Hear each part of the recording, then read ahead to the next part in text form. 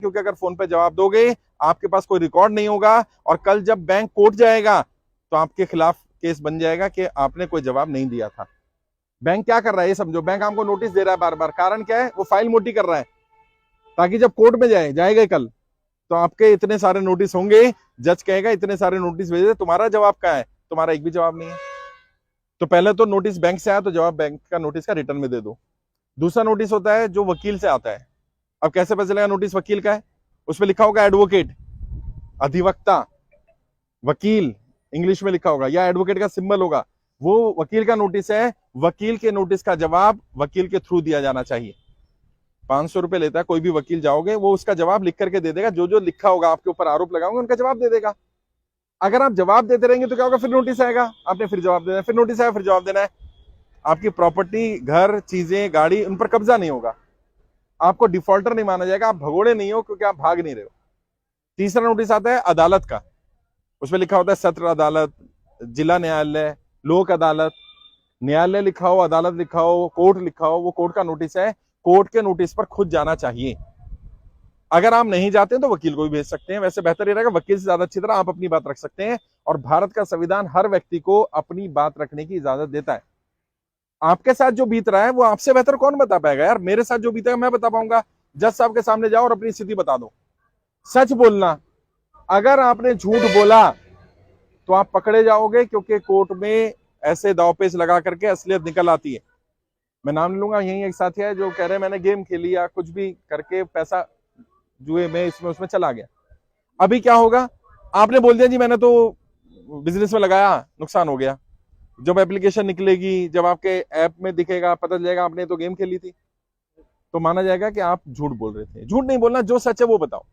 सरकार माफ कर दे ठीक, सरकार समय दे दे तो भी ठीक, लेकिन अगर नोटिस का जवाब नहीं दोगे तो क्या होगा? पहले आएगा बैंक का नोटिस, आपने जवाब नहीं दिया। फिर आएगा वकील का नोटिस, आपने उसका भी जवाब नहीं दिया। फिर आएगा कोर्ट का नोटिस, आपने उसका भी जवाब नहीं दिया। उसके बाद आएगा वारंट। पहली बार वारंट आएगा बेलेबल, बेलेबल मतलब जाके बेल हो जाएगी, उसका भी जवाब नहीं दिया तो आएगा नॉन बेलेबल। अब आपकी बेल भी नहीं होगी, पुलिस उठाकर ले जाएगी आपको। और अगर उसका भी जवाब नहीं दिया और आप नहीं मिलते हो तो आपको पीओ यानी भगोड़ा डिक्लेयर कर दिया जाएगा, और आपके जितने भी आपके पास आईडी कार्ड्स हैं उनके आधार पर आपकी सर्च होगी। प्रॉपर्टी भी जा सकती है, घर वालों को परेशान किया जा सकता है। ऐसी नौबत मत आने दो। आपने लोन लिया, कोई गुनाह थोड़ी कर दिया यार। लोन लेना कोई क्राइम नहीं है, और लोन ना चुकाना भी कोई क्राइम नहीं है। जो लोग आपको डराते हैं, बैंक वाले, एनबीएफसी वाले, एप्लीकेशन वाले, कि आपने गुनाह कर दिया, क्राइम कर दिया, लोन अगर नहीं चुका पाते हैं तो ये कोई अपराध नहीं है, ये अपराध की श्रेणी में नहीं आता, तो इसलिए डरना नहीं है। लोन नहीं चुका पाएगा, कारण पता करो। कारण क्या क्या हो सकता है? हो सकता है आपके पास कमाई का साधन ना रहा हो सकता है नौकरी छूट गई, हो सकता है व्यापार बंद हो गया। जैसे किसी ने कहा मेरी नौकरी छूट गई, मैंने कहा प्रूफ है? अगर आपकी नौकरी छूटी और आपके पास सबूत है तो बिल्कुल भी मत घबराना, जब भी सरकार बुलाएगी वो सबूत दिखा देना। उस डेट के बाद अगर आपकी नौकरी छूटने के बाद बैंक ने आपके ऊपर पेनल्टी लगाई होगी, सरचार्ज लगाया होगा, इंटरेस्ट लगाया होगा, वो सब सरकार को हटवाना पड़ेगा, हटा देगी सरकार। वैसे तो बैंक को ही कर देना चाहिए। आरबीआई कहता है जब आपको लोन मिला तो आपको लोन ऐसे मिल गया क्या?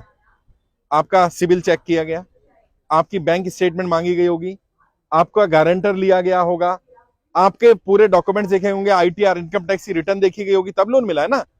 यानी बैंक को आपकी स्थिति देख करके लोन दिया। आज आपकी स्थिति खराब हुई, बैंक को सपना नहीं आएगा।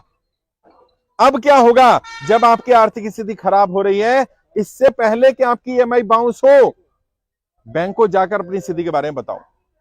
अभी एक साथी आए हमारे, उन्होंने बहुत बढ़िया बात करी। भाई साहब ने कहा मेरी सारी ईएमआई जा रही है, लेकिन मैं लेटर भेज रहा हूं सबको कि मेरी आर्थिक स्थिति खराब है, आगे नहीं पे कर पाऊंगा। अभी क्या होगा? दो मैसेज दे दिया आपने। पहला, आप डिफॉल्टर नहीं हो, आप पैसे पे करना चाहते हो। दूसरा, आप मदद मांग रहे हो।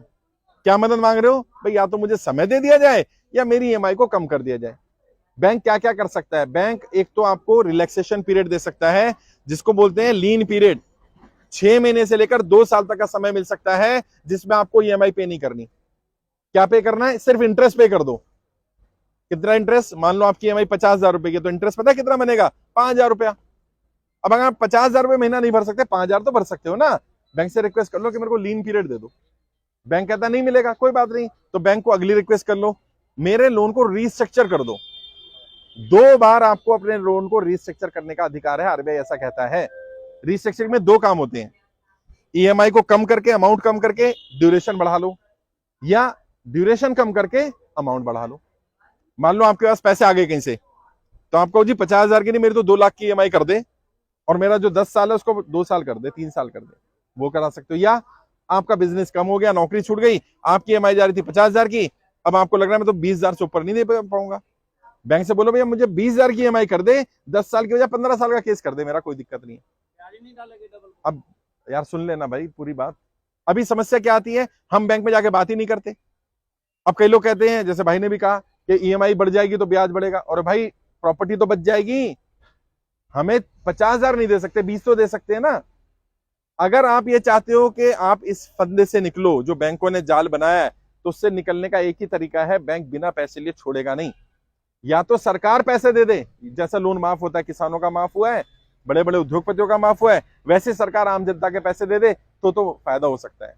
जब तक सरकार नहीं दे रही, तुम देते रहो। जिन लोगों का लोन माफ होगा, मैं पहले ही बता रहा हूं, सबसे पहले उन लोगों का लोन माफ होगा जिन लोगों ने जानबूझकर डिफॉल्ट नहीं करा। और एक भाई ने, किसी ने कहा मैं सेटलमेंट करने को तैयार हूं, अगर बैंक के पास प्रॉपर्टी है और प्रॉपर्टी की वैल्यू ज्यादा है आपके आउटस्टैंडिंग से, बैंक सेटलमेंट नहीं करेगा।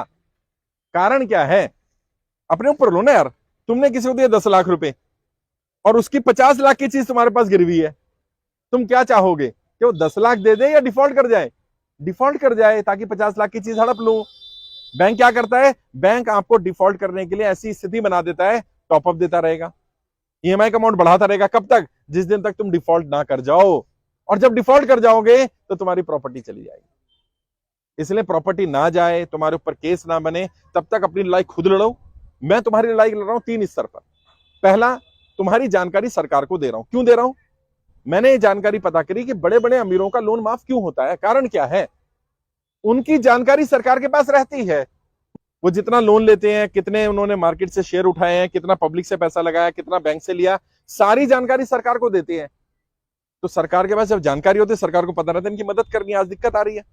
आम इंसान ने जब लोन लिया, वो तो जानकारी सरकार के पास है, लेकिन जब वो डिफॉल्ट कर रहा है, पे नहीं कर पा रहा, व्यापार नहीं चल रहा, वो जानकारी है ही नहीं सरकार के पास। क्यों नहीं है? क्योंकि बहुत सारे लोग इतनी बड़ी गलती कर रहे हैं, एक कर्जा लिया, उसको चुकाने के लिए दूसरा कर्जा ले लिया। इसे बोलते हैं कर्जे की दलदल। मानो आप एक गड्ढे में फंसे और उसी गड्ढे में से मिट्टी निकाल करके आप गड्ढे से बाहर निकलने की कोशिश कर रहे हो, तो गड्ढा और गहरा होता जा रहा है। एक दिन ऐसा आएगा तुम इस गड्ढे में निकल नहीं पाओगे, धंस जाओगे अंदर तक। तो ऐसी नौबत मत आने दो, ऐसी परिस्थिति मत बनने दो। और ऐसी परिस्थिति ना बने उसके लिए क्या करना है? पहली बात तो लोन चुकाने के लिए लोन नहीं लेना। चाहे कुछ भी हो जाए, एक बार गड्ढे में गिर गए ना, अब दोबारा गड्ढे में मत गिरना। लोन चुकाने के लिए लोन मत लेना। और कई लोगों ने तो प्राइवेट फाइनेंसरों से ले रखा है। और राजस्थान का मुझे नहीं मालूम, मैं मध्य प्रदेश गया, वहां पता चला 10-10, 12-12, 15% मासिक ब्याज पर पैसा है। अब सोचिए 10-15% कैसे देगा कोई व्यापारी? नहीं दे सकता यार। और वो क्या बताया जा रहा है मध्य प्रदेश में, वो कहते हैं, साहूकार कहता है अगर तुम ब्याज नहीं पे कर पा रहे, किस्त नहीं दे पा रहे, अपनी बहन को, अपनी बेटी को, अपनी बीवी को भेजो मेरे पास। बहन बेटियों की इज्जत के साथ खिलवाड़ हो रहा है साहब। और सरकार क्या कर रही है? मैंने बताया ना, सरकार कह रही है ये समस्या ही नहीं है, इतनी गंभीर समस्या है। अरे भाई आके देखो ना। मैं कहता हूं अलवर में कोई सरकार का अधिकारी आए और किसी भी मार्केट में घूम